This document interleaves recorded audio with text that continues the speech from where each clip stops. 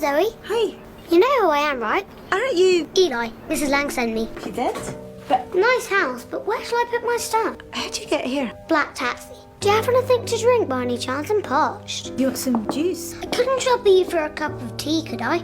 Aren't you a little young for tea? He just showed up at my house like that. My mind went completely blank. Eli was the child I met at the orphanage yesterday. I could tell right away he was different from the others. He looked more like a neatly dressed child who came to choose his own parents. But I never expected him to walk to my doorstep on his own the next day. Confused, I asked. I hadn't received any call from the orphanage. He answered smoothly, saying they'd expedited my application. He's here? What do you mean he's here? I quickly called my husband to come home. I decided to take him back to the orphanage and get to the bottom of it. But on the way, the things he said and the way he looked at people, it was nothing like a 7-year-old. How old did you say you were?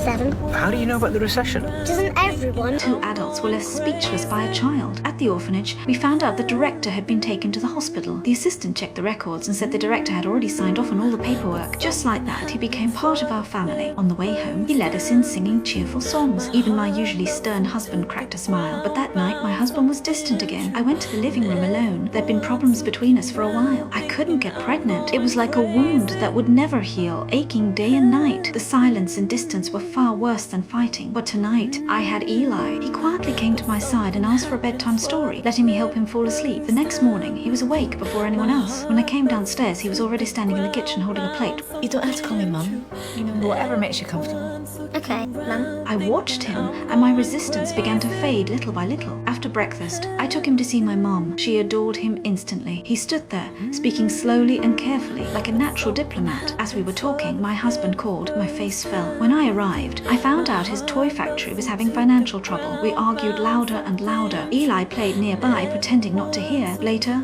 I took his hand and walked out, tears streaming down my face. Who needs a hug? He reached up and hugged me on his own, his small arms wrapped around my waist. My heart melted. When we got home, he asked me like a little adult if I still loved him. Without thinking, I said yes. I poured so much out to a 7-year-old. When I finally stopped, I was stunned myself. What I didn't know was that, in his mind, he had already formed a complete plan.